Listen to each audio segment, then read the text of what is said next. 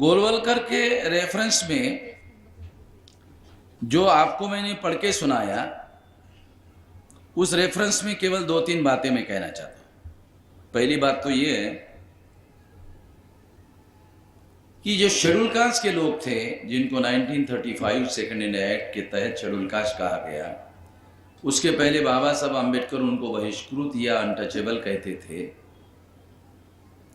उसको गांधी जी ने हरिजन नाम दिया था। और गोलवलकर और आरएसएस के लोग कहते थे कि हम कांग्रेस के विरोधी लोग हैं, कांग्रेस के समर्थक लोग नहीं हैं। अगर वो कांग्रेस के समर्थक लोग नहीं है तो गांधी का दिया हुआ हरिजन शब्द वो जरूर उपयोग करते थे। बाबा साहब आम्बेडकर हरिजन शब्द को मानते नहीं थे, उसका विरोध करते थे। तो ये भी हम लोगों को जानना होगा। दूसरी बात,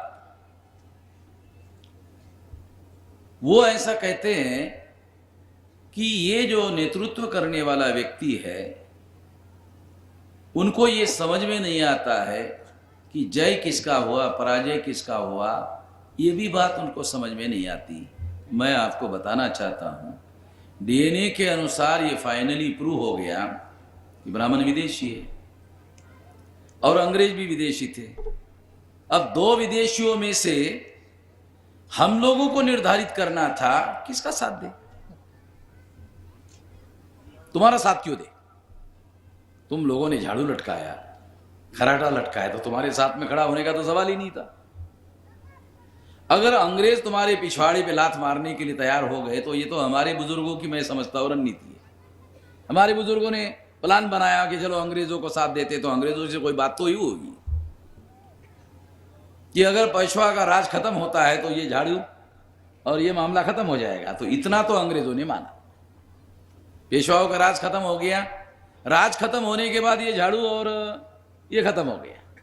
तो शायद मुझे लगता है कि हमारे लोगों का अंग्रेजों के साथ कोई समझौता था। तो ये इस हिसाब से तो ये हमारा विजय। दूसरी बात, अभी हमारे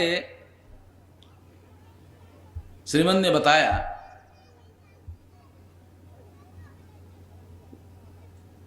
कि जो हमारे राजा थे सातारा के, उनको नजर कैद में रखा था और उनको पढ़ने लिखने के लिए भी अलाउ नहीं था। जिस राजा को उन्होंने नजर कैद में रखा था, पढ़ने लिखने की इजाजत नहीं थी। ब्राह्मणों ने, मराठा समाज के जो नौजवान लोग हैं जिनको इतिहास के बारे में कोई जानकारी नहीं है, गुमराह करने के लिए उन्होंने उनको बताया कि ये लोग जो है, ये महार लोग कह रहे हैं कि मराठा लोगों को हमने परास्त किया। ऐसा कहकर उन लोगों को भड़काया। मैं आपको बताना चाहता हूं, जब पेशवा राज का अंत हुआ तो अंत होने के बाद जिस राजा को नजर कैद में रखा गया था, स्वाभाविक रूप से उसकी कैद खत्म हो गई। मैं हिस्टोरिकल बात बता रहा हूं, बहुत फंडामेंटल बात। तो यहां जो लड़ाई में हमने पेशवाओं को परास्त किया बहुजनों ने, तो हमारे राजा को भी कैद से आजाद किया।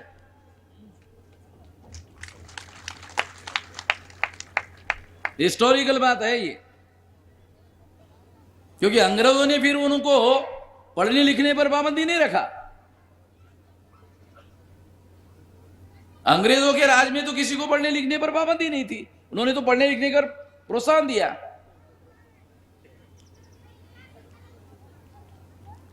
तो इसलिए गोलवलकर का जो ये कहना है, वो उस समय कहते थे कि वो देश के रहने वाले हैं और ये लोग अंग्रेज जो विदेशी है उनकी मदद कर रहे हैं, इसलिए ये देशद्रोही है। अब ये सारी बातें बदल गई है। अब ब्राह्मणों को ये लग रहा है कि पता नहीं हला हम लोगों को कब यहां से जाना पड़ेगा।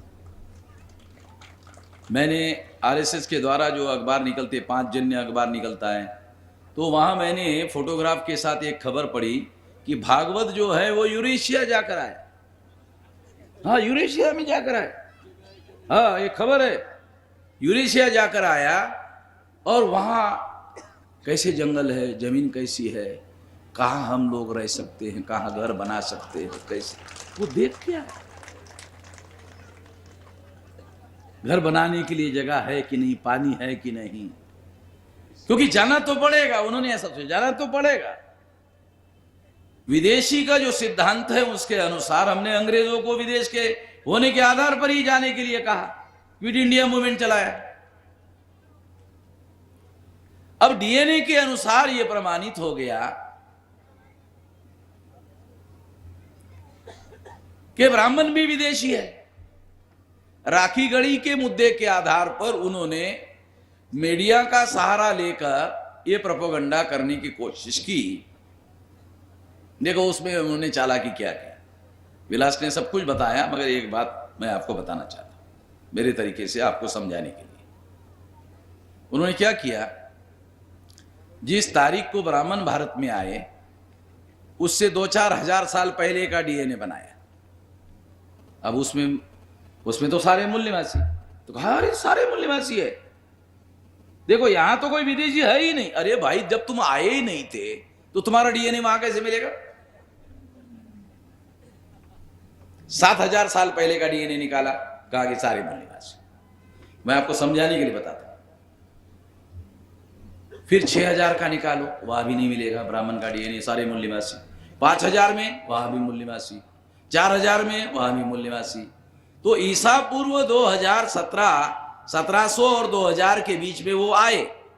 जब वो ईसा पूर्व 2000 और 17 के बीच में, 1700 के बीच में आए, वहां का जब डीएनए लिया जाता है तो फिर मिलता है कि हाँ है, और यहां से आए हैं, यूरेशिया से आए हैं। तो ब्राह्मणों ने क्या चालाकी की अभी प्रचार करने के लिए कि आने के 5,000 साल पहले का डीएनए निकाला, तो मिलेगा ही नहीं। जो बहुत सारे लोगों को बात समझ में नहीं आती, पहले का डीएनए निकाला तो पहले के डीएनए में क्या हुआ, सारे मूल निवासी। हाँ बराबर है ना, सारे मूल निवासी है, वहां कोई ब्राह्मण था ही नहीं, कोई विदेशी था ही नहीं। जब तुम आए ईसा पूर्व 2000 और 17 के बीच में, जब वहां का डीएनए निकाला गया तो वहां मिला, तो वो वहां से आगे 5,000 साल पहले का डीएनए निकालने की कोशिश करती है। चालाकी है, मीडिया उनके हाथ में होने की वजह से ये झूठा प्रोपेगेंडा वो कर रहे हैं। अब झूठा प्रोपेगेंडा करने के लिए उन्होंने और एक चालाकी की। वो शिंदे जो डेक्कन कॉलेज का प्रिंसिपल था, उसको वाइस चांसलर बनाया लालच देकर। हमारे लोग लालच में तो आ ही जाते हैं, हमारे लोगों को बहुत बड़ा बड़ा लालच नहीं चाहिए। और हमारे लोगों को ब्राह्मण ये भी लालच नहीं देते कि तुमको सम्राट बनाएंगे। अब ब्राह्मण इतने होशियार तो चले, इसको सम्राट बनाएंगे तो हम उनके नौकर हो जाएंगे। सम्राट तो बनाने का लालच नहीं देते, सम्राट पाक पद अपने पास ही रखते हैं। बोलते तेरे को डायरेक्टर बना देंगे, तेरे को प्रिंसिपल बना देंगे, तेरे को वाइस चांसलर बना देंगे। तो फिर उनको लगता है ये वाइस चांसलर हमारे नीचे रहेगा, डायरेक्टर हमारे नीचे रहेगा, हम जैसा आदेश देंगे वैसा काम करेगा। तो सिंधु को अभी उन्होंने डायरेक्टर बनाया रिटायरमेंट के बाद में, लालच देकर। तो शिंदे ने रिटर्न रिपोर्ट में ब्राह्मण का डीएनए के बारे में कहीं पर यह नहीं लिखा कि ब्राह्मण भारत के मूल निवासी थे, कहीं पर भी नहीं लिखा। 18 पेज की रिपोर्ट में कहीं नहीं लिखा, मगर इंटरव्यू में कहा ये ब्राह्मण भारत के मूल निवासी।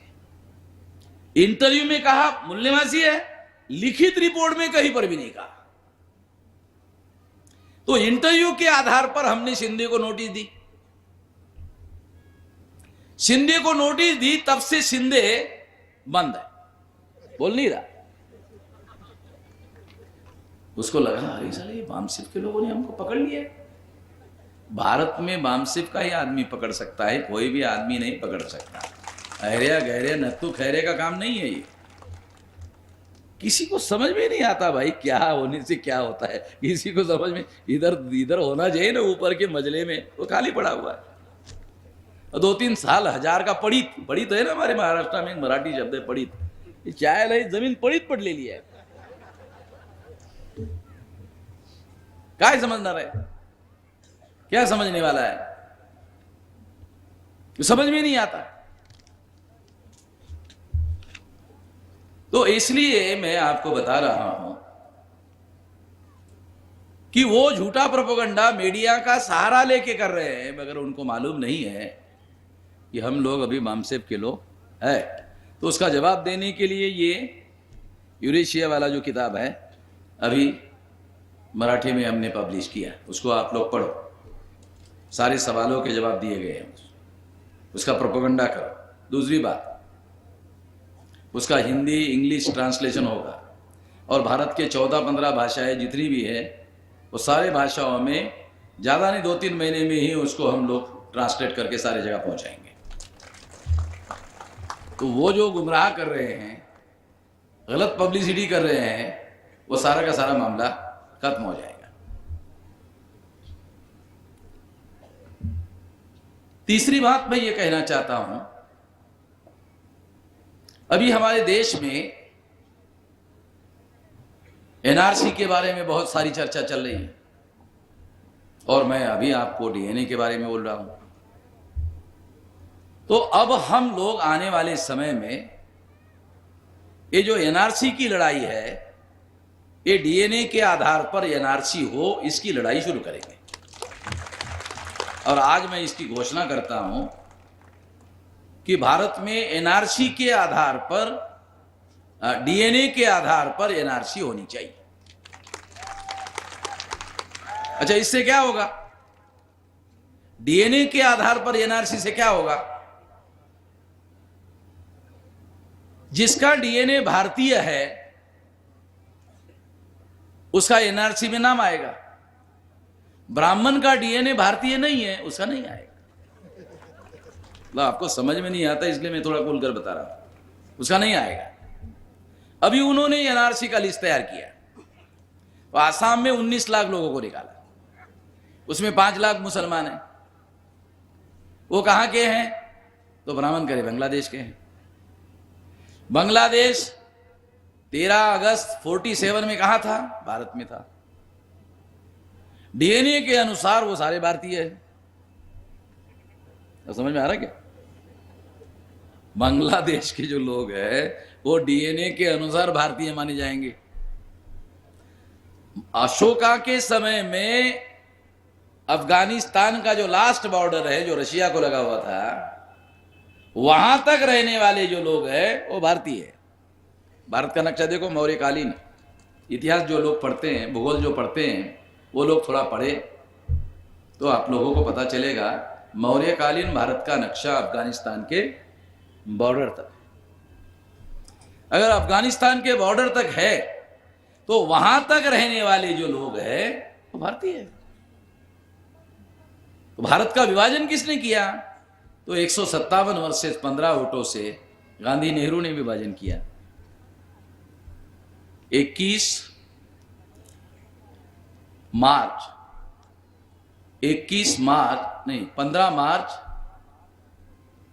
15 जून 1947 को कांग्रेस महासमिति ने भारत के टुकड़े करने का प्रस्ताव पारित किया, तो गांधी नेहरू ने भारत के टुकड़े किए। जो लोग भारत के मूल्यवासी नहीं हैं उन्होंने भारत के टुकड़े किए। और ये जो अभी एनआरसी की समस्या है, ये तो टुकड़े करने की वजह से पैदा हुई है। अगर टुकड़े नहीं होते तो कोई कैसे कहता बांग्लादेश से आए? बांग्लादेश को बांग्लादेश माना ही नहीं जाता, बांग्लादेश को भारत ही माना जाता, तो ये लोग विदेश से आए ऐसा कहा ही नहीं जा सकता था। तो ये तो तुम लोगों ने विभाजन किया, टुकड़े किए। विभाजन के बारे में मेरे पास बहुत सारे अन्य डॉक्यूमेंट भी है, उसके आधार पर इसको प्रमाणित किया जा सकता है। तो हम लोग अभी डीएनए के आधार पर एनआरसी को भारत में लागू करना होगा, हमारी ये मांग है। अच्छा, हम ये भी जानते हैं ये मांग करने से नहीं होगा। मांग दिया थोड़ी होगा। अभी 8 तारीख को जो भारत भर में प्रदर्शन रैलियां है, तो इस प्रदर्शन रैलियों में डीएनए के आधार पर एनआरसी हो, इसके लिए आंदोलन होगा। सारे देश भर में होगा। और 29 जनवरी को सारे देश भर में जो भारत बंद होगा वो डीएनए के अनुसार भारत में एनआरसी लागू हो, इसके लिए भारत बंद होगा।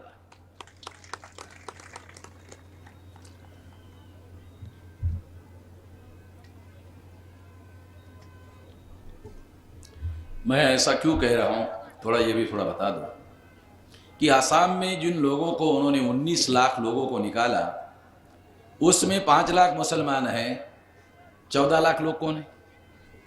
SC ST OBC. कोई अखबार, कोई मीडिया सारे देश भर में कहीं पर भी लोगों को नहीं बता रहा है कि एससी एसटी ओबीसी के लोग वो 14 लाख लोग हैं।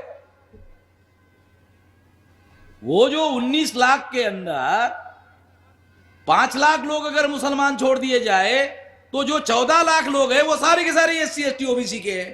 तो सारे देश भर में वो 14 लाख लोग कौन है, इसके बारे में कोई मीडिया चर्चा नहीं कर रहा है। वो तो एससी एसटी ओबीसी के लोग हैं। वो कैसे आए?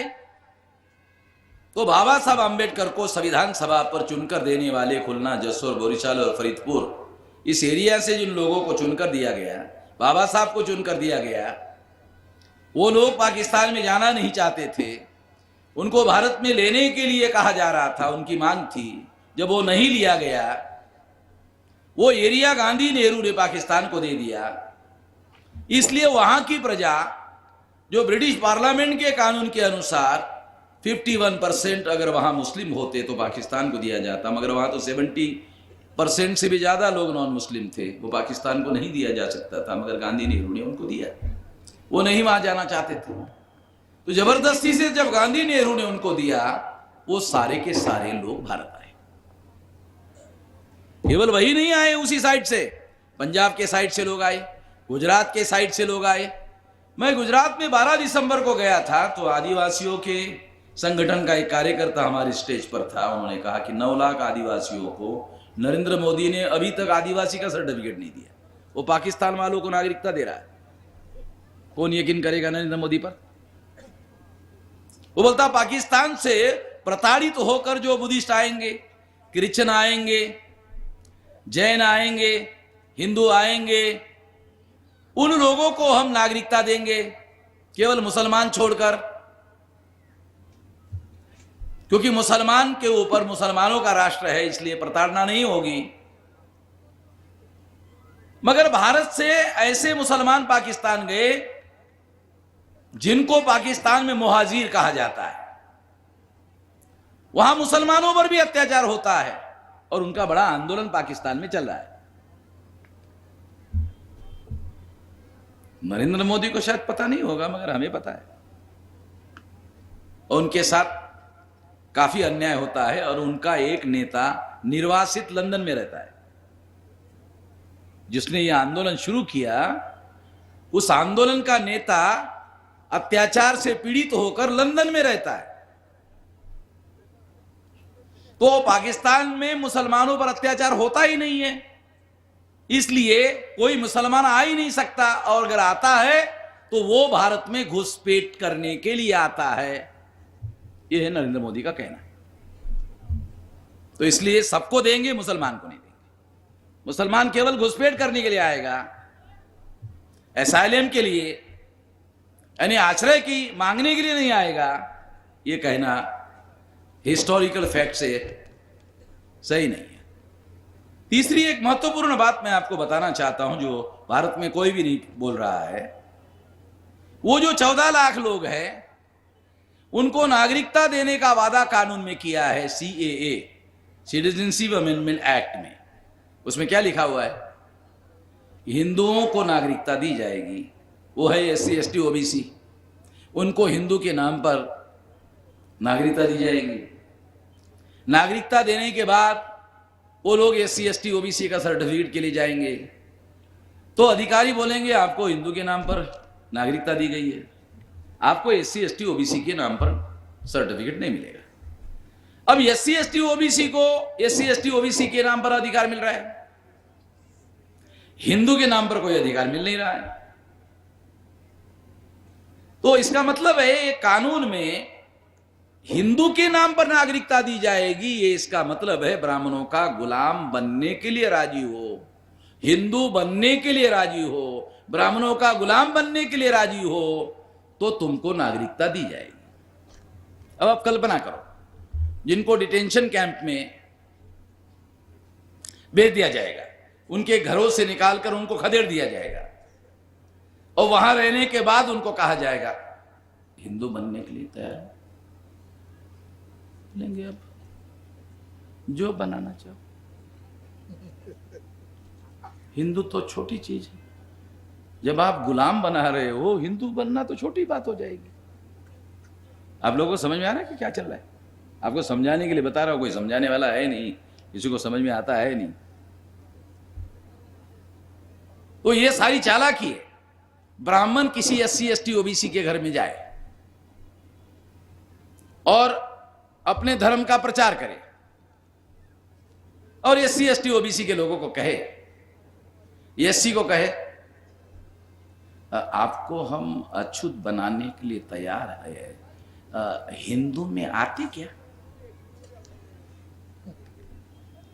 मैं समझा रहा हूं, थोड़ा सा बात समझ में आ जाना चाहिए, इसलिए समझा रहा हूं।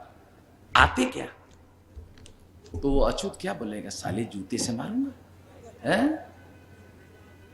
10 जूते मारूंगा और 1 गिनूंगा। तुम अपने धर्म में लाने की बात कर रहे हो और बोल रहे अपने धर्म में आओगे तो तेरे को अछूत का दर्जा दिया जाएगा। तो ब्राह्मण के पास अपने धर्म में प्रचार करके लाने का कोई रास्ता नहीं है। ब्राह्मण धर्म विषमता का समर्थक है, तो विषमता का प्रचार करके अपनी संख्या नहीं बढ़ाई जा सकती। ब्राह्मण अपने धर्म की संख्या नहीं बढ़ा सकते। ब्राह्मण पैदा करने के लिए माहिर नहीं है। वो तो हम SC ST OBC के लोग हैं। जो राष्ट्रीय आंकड़ा है 3 का, तो हमारे लोगों के घर में जाओ कि आपको 3 से ऊपर ही मिलेंगे। जो भी हमारे बहुजन समाज के लोग हैं, उनके घरों में 3 से ऊपर का ही आंकड़ा मिलेगा। 4, 5, 7, कहीं कहीं 11।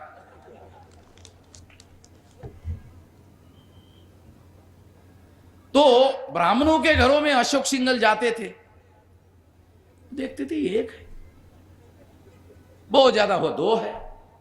तो उन्होंने मरने के पहले सलाह दिया, अरे कम से कम 4-4 तो करो भाई, वो मुसलमान 14-14 कर रहे हैं, तुम 4-4 तो करो। एक माताजी आई, उन्होंने कहा 6-6 करो। दूसरी माताजी ने कहा 10-10 करो। माताजी को बच्चे पैदा करने का अनुभव नहीं है। क्यों? क्योंकि वो माताजी है, बच्चे पैदा नहीं किया मगर माताजी है। ये भी बड़ी हैरान करने वाली बात है कि बच्चे पैदा किए बगैर कोई माताजी कैसे बन सकता है, मगर वो माताजी है, जय माताजी वाली। क्योंकि वहां बच्चे पैदा करना जरूरी नहीं होता, मगर जय माताजी हो जाती है।